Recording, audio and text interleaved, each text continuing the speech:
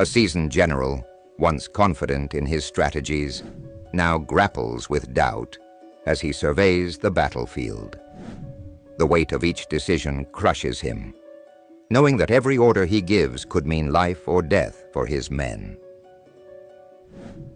On July 1st, 1863, the rolling hills and quiet fields of Gettysburg, Pennsylvania, became the stage for an epic clash between Union and Confederate forces.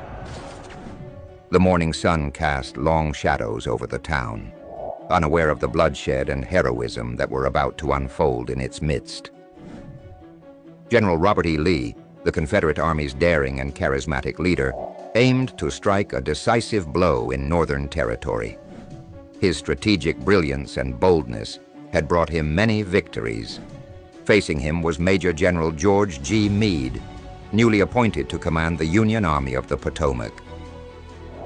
Meade, a competent and resolute leader, was tasked with halting Lee's advance and protecting Northern soil.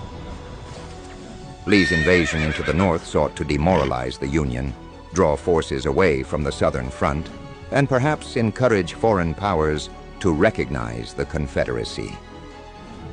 The stakes were high, with the potential to change the course of the war and the fate of the nation. The battle began with skirmishes to the west of Gettysburg. Union cavalry under General John Buford held their ground against the initial Confederate onslaught until infantry reinforcements arrived. Throughout the day, intense fighting forced Union troops to retreat through the town to the high ground of Cemetery Hill and Culp's Hill.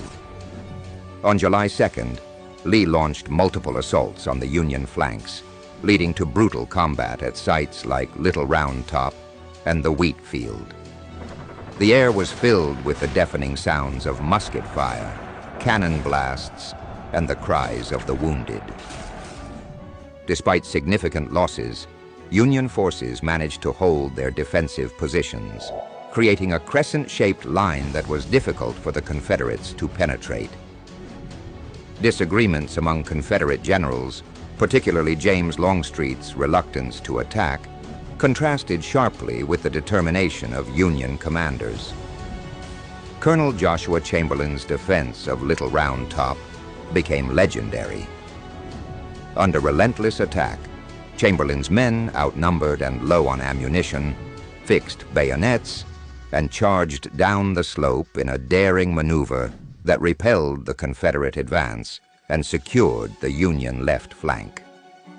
The climax occurred on July 3rd with Pickett's charge, a direct assault on the center of the Union line. Nearly 12,500 Confederate soldiers, led by General George Pickett, advanced across open fields under heavy artillery and rifle fire. The sight was both awe-inspiring and harrowing, as lines of gray-clad soldiers marched resolutely into a hailstorm of bullets and shells. Union cannons roared, and the ground shook as explosions tore through Confederate ranks.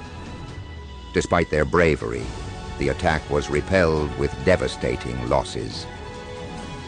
Bodies littered the field, and the cries of the wounded echoed across the landscape.